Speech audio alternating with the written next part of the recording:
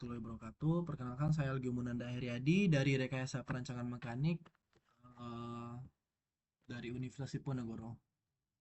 Tentunya pada kesempatan ini saya bakal menjelaskan terkait instalasi dan menjaga performa turbin uap pembangkit listrik panas bumi. Nah, sebelum saya menjelaskan untuk turbinnya tersebut, saya bakal menjelaskan terlebih dahulu overview dari pembangkit listrik panas bumi ini, dari sistem produksinya dan juga beberapa equipment ya dari PLTP ini. Pertama bakal menjelaskan terlebih dahulu untuk sistem produksi. Jadi secara sederhana kita bisa analisakan atau analogikan suatu kompor gitu, dimana di bawah kompor itu kan ada bahan bakar ya. Nah, bahan bakar di dalam kompor itu kan ada air panas gitu. Nah, di saat air dipanaskan itu bakal mengubah airnya itu menjadi fasa uap gitu, fasa uap jenuh. Nah, seperti itu juga yang dimanfaatkan untuk proses pemakai listrik panas bumi. Jadi di dalam bumi kita itu ada namanya reservoir atau reservoir, di mana di bawah reservoir itu ada magma itu untuk memanaskan reservoirnya. Di dalam reservoir itu ada brin atau air panas. Nah, jadi saat adanya seperti kita tahu sifat fluida itu adalah dari tekanan tinggi mengalir ke tekanan rendah. Nah, tentunya di dalam reservoir itu tekanannya sangat tinggi karena adanya panas dan juga adanya eh, air. Nah, air ini bakal bertekanan tinggi dan bakal mengalir ke tekanan rendah. Nah, makanya digali namanya production well atau sungai produksi. Nah, di saat ada pengeboran pada titik-titik tertentu untuk menentukan adanya reservoir pada bagian-bagian untuk digunakan untuk panas bumi. Nah, di reservoir itu brin atau uap panasnya itu bakal ngalir ke atas karena tekanan dari di atas bumi itu lebih rendah.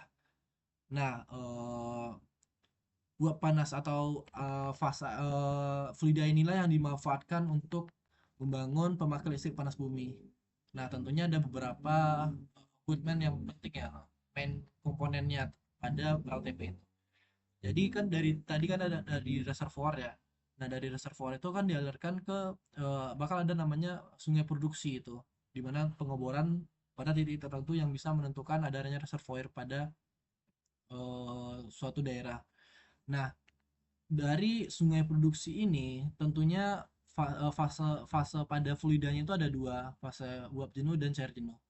Nah, untuk memisahkan fase itu dibutuhkan separator. Separator berfungsi untuk memisahkan fase dari cair ini dengan gas gitu. Nah, jadi prinsip kerjanya dari separator itu fluidanya itu bakal dari dalam separator itu bakal dibentuk meliuk-liuk. Nah, jadi fluidanya itu bakal menabrak dinding-dinding pada separatornya, di mana fase cair itu bakal jatuh ke bawah dan mengalir ke rock muffler.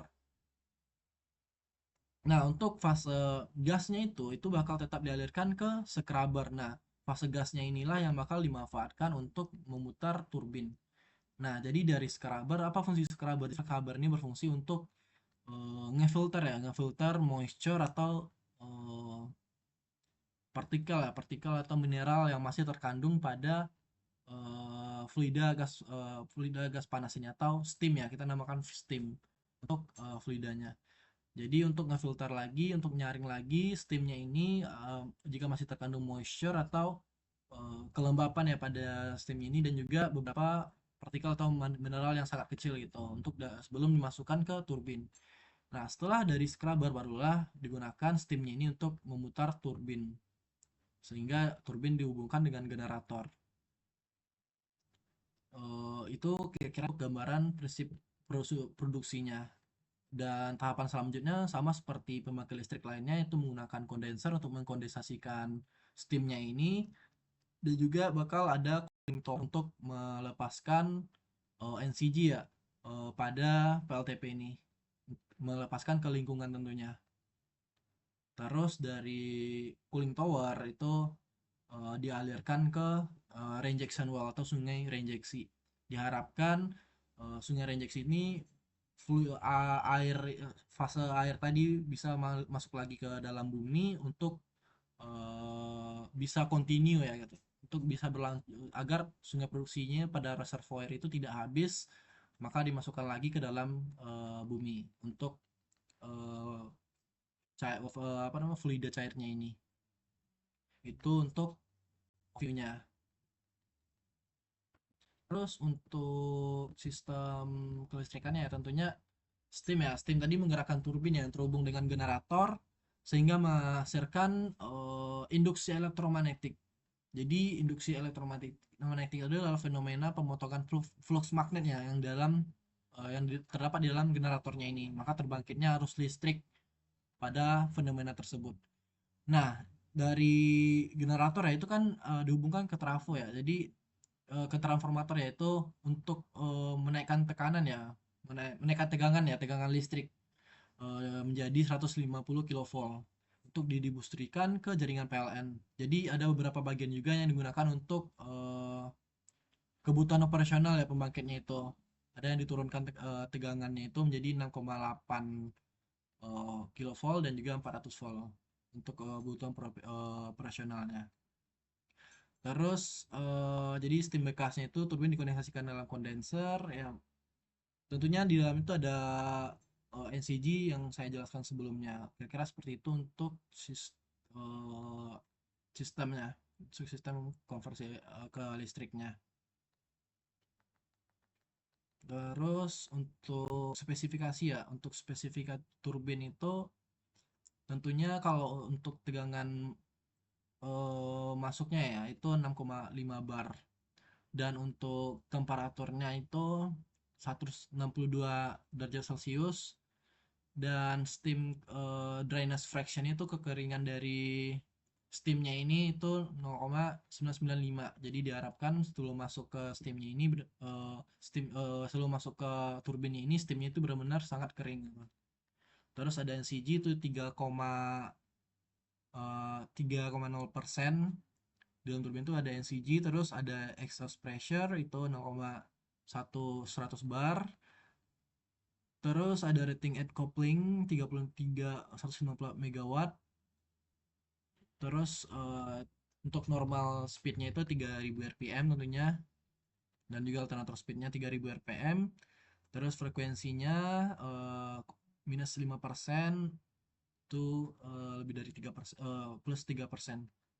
Terus untuk critical speed bandnya itu 1300 sampai 2700 rpm.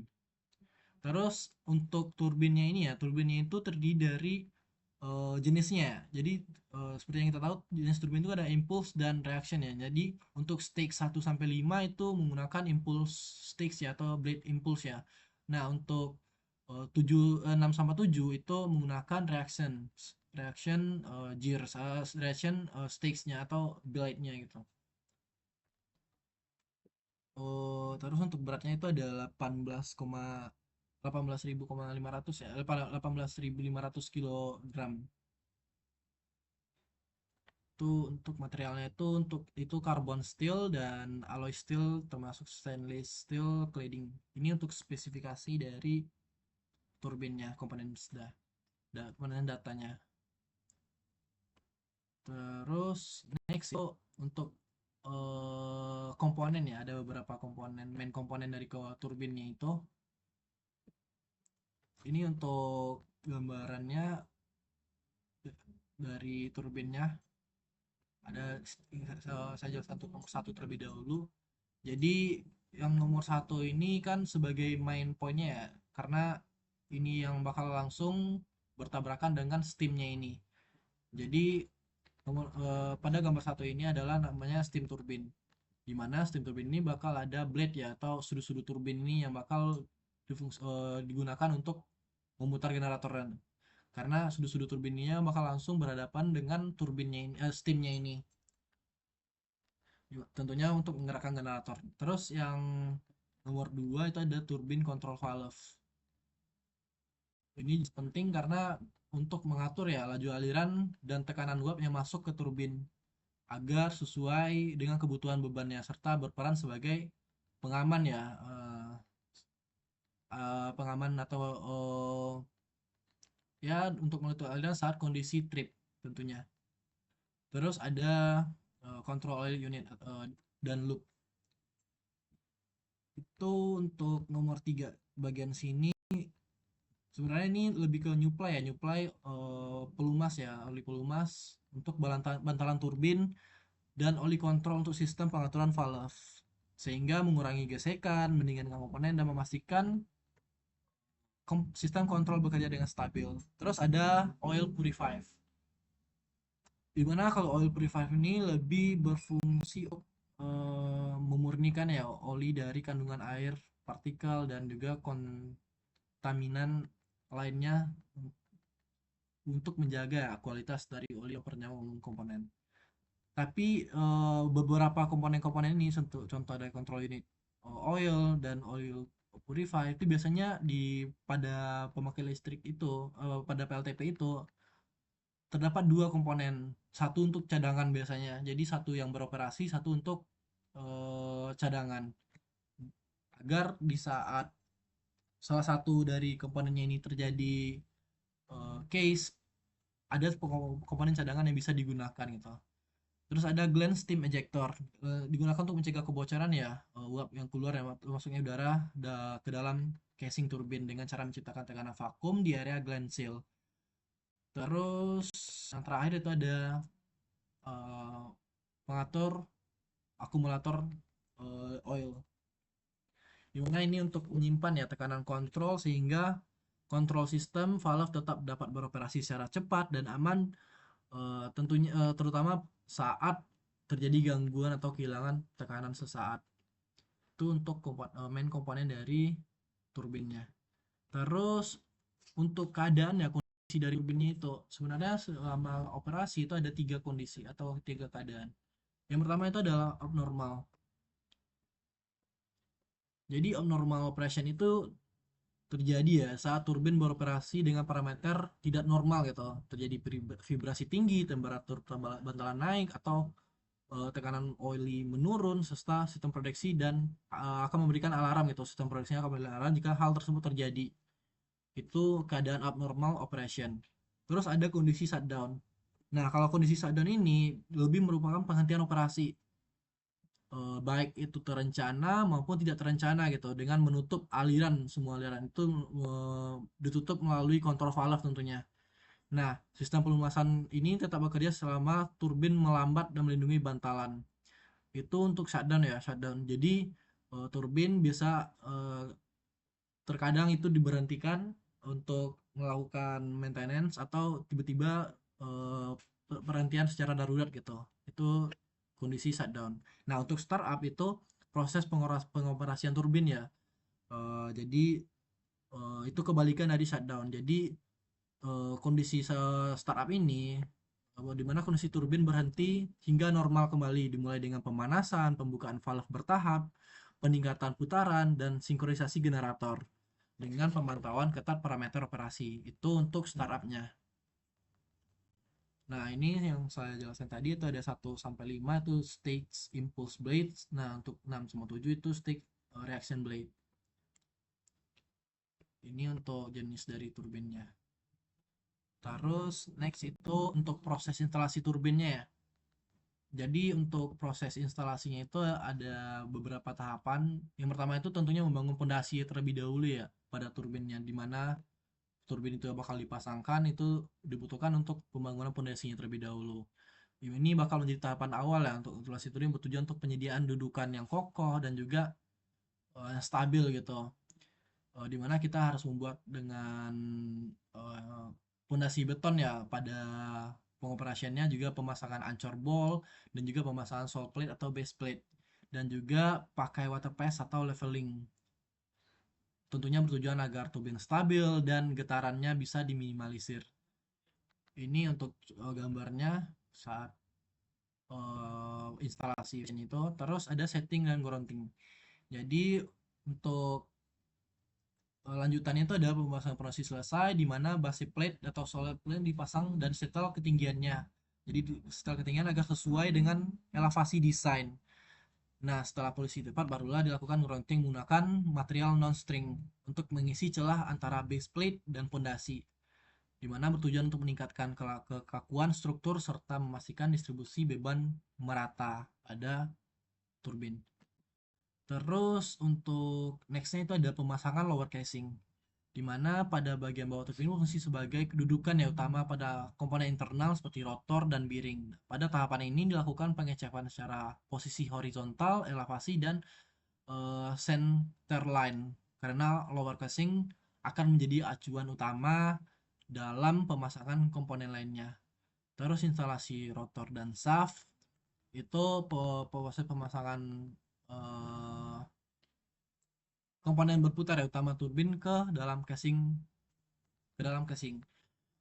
Rotor dipasang dengan hati-hati menggunakan alat bantu seperti kren, kemudian ditempatkan pada bearing. Pada tahap ini dilakukan pemeriksaan run out serta celah antara rotor dan casing memastikan tidak terjadi gesekan pada operasi. Ini untuk gambar casingnya. Terus instalasi bearingnya itu pemasangan bantalan ya untuk menopang rotor dan menjaga kestabilan putaran. Tentunya bearing digunakan terdiri dari jurnal bearing yang menahan beban radial dan truss bearing untuk menahan beban aksial. Terus pemasangan bearing harus dilakukan dengan presisi tinggi menghindari kausan getaran tinggi. Terus pemasangan elemen turbin generator atau penyelarasan antara poros turbin dan generator. Eh, ini menggunakan alat ukur presisi seperti dial indikator dan atau laser alignment, dan juga eh, tahap-tahap ini sangat krusial karena kesalahan kecil elemen dapat menyebabkan getaran tinggi, tentunya menyebabkan kerusakan pada bearing ya.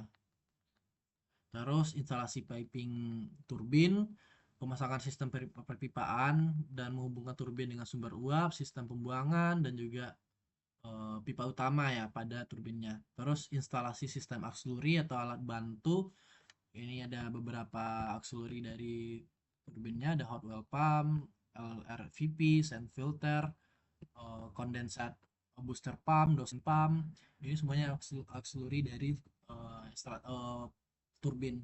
Terus sebenarnya pemasangan auxiliary ini untuk ya menjaga performa dan keandalan dari turbin selama operasi. Terus ada turning gear test, itu pengujian awal dengan memutarkan rotor secara perlahan menggunakan turning gear.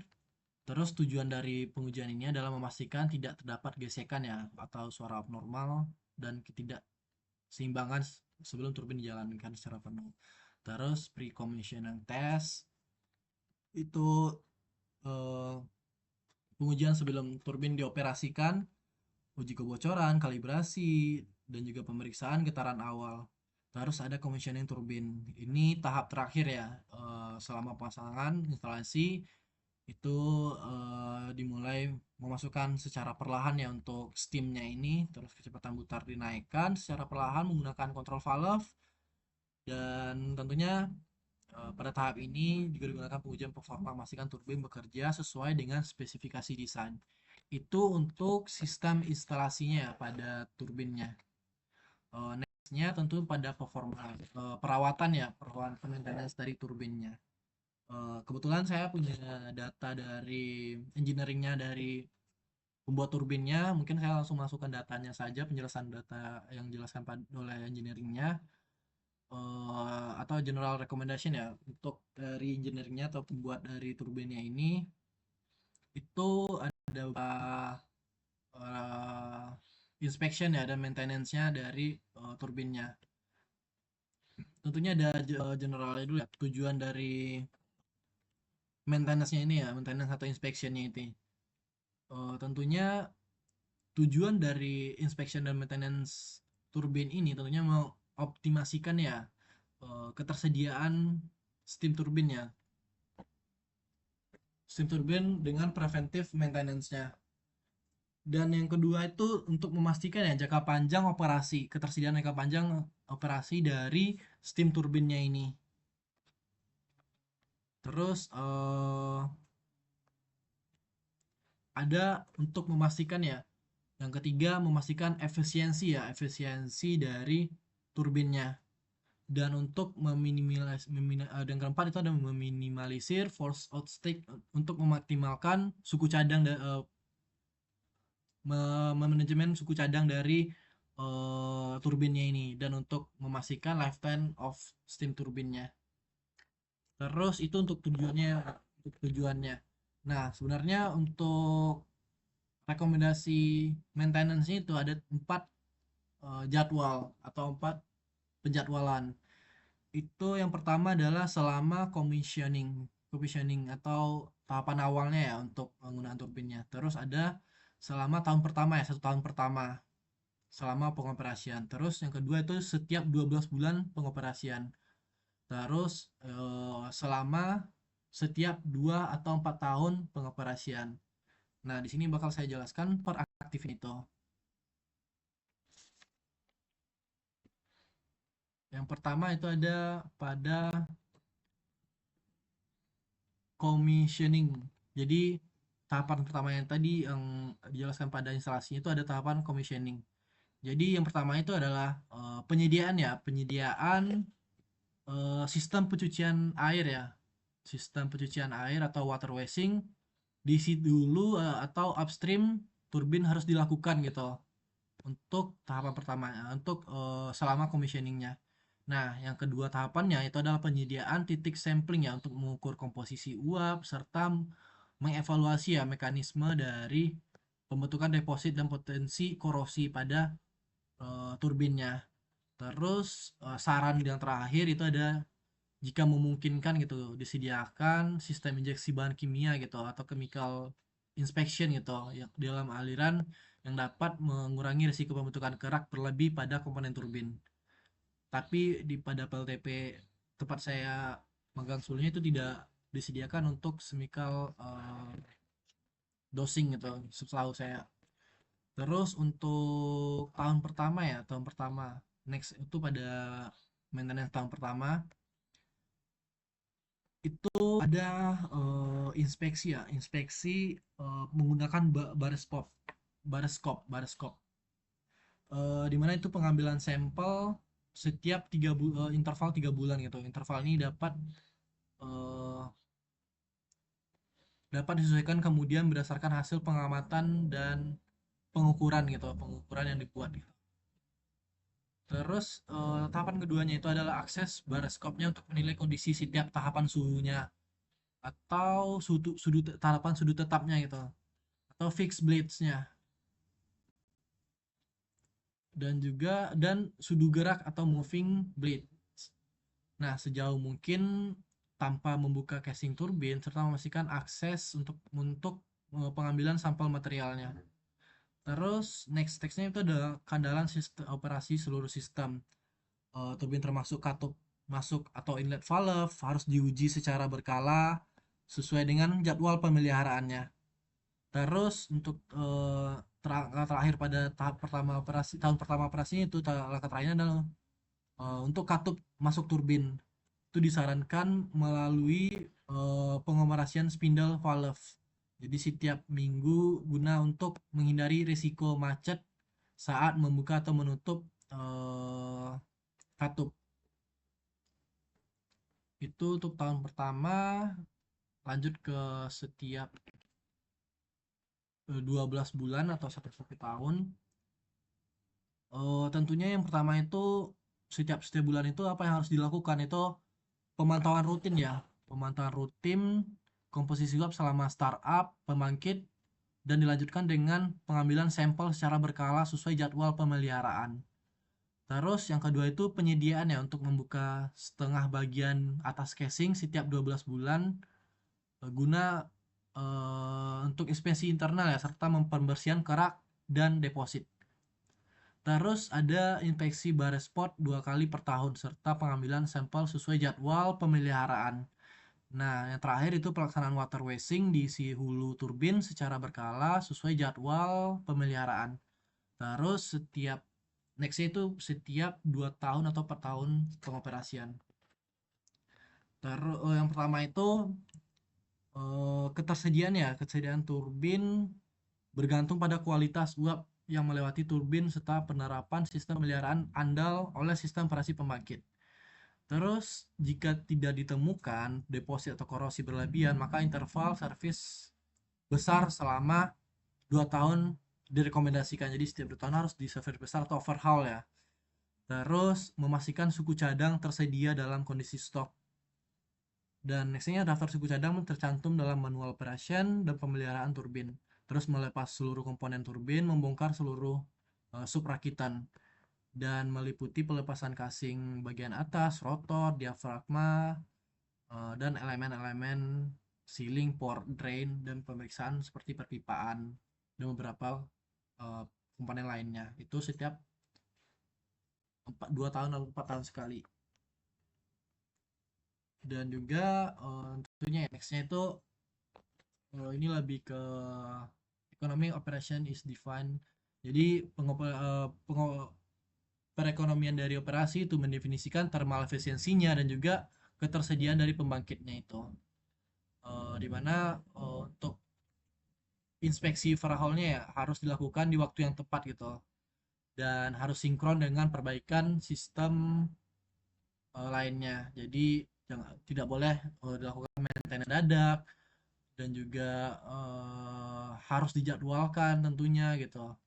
Terus the work to be done shall be jadi semua pekerjaan maintenance harus direncanakan di detail gitu. Contohnya apa sih yang harus dicek gitu, terus spare partnya dibutuhkan apa aja gitu dan berapa lama waktu untuk pengerjaannya. Terus ini durasi untuk inspeksinya ya itu. Jadi waktu inspeksi dibuat sesingkat mungkin gitu, diharapkan sesingkat mungkin dengan cara perencanaan yang matang dan tentunya dikerjakan dengan para ahli gitu, mengurangi untuk mengurangi downtime ya atau eh, waktu pembangkit listrik yang dihentikan gitu.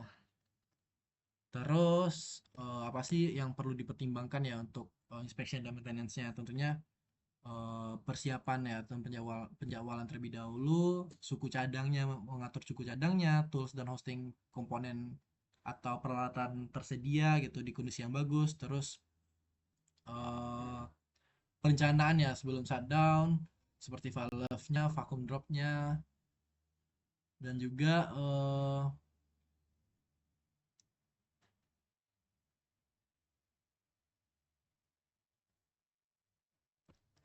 free laydown areas itu um, lebih area yang bebas ya atau untuk ketersediaan area laydown atau penempatan komponennya. Jadi alat-alat yang mungkin dibongkar atau apa itu penempatannya itu secara kalau bisa secara aman ya gitu. Terus safe word dan necessary eksternal itu lebih ke pengaturan sistem kerja shift serta kebutuhan tenaga kerja eksternal yang diperlukan. Biasanya menggunakan beberapa vendor ya gitu untuk sistem maintenance-nya. Tentu itu aja yang mungkin saya dapat jelaskan pada pemakai listrik panas bumi ini untuk turbinnya. Jika ada kesalahan kata atau kekurangan dalam presentasi, mohon dimaafkan. Saya akhiri. Assalamualaikum warahmatullahi wabarakatuh. Terima kasih sebelumnya.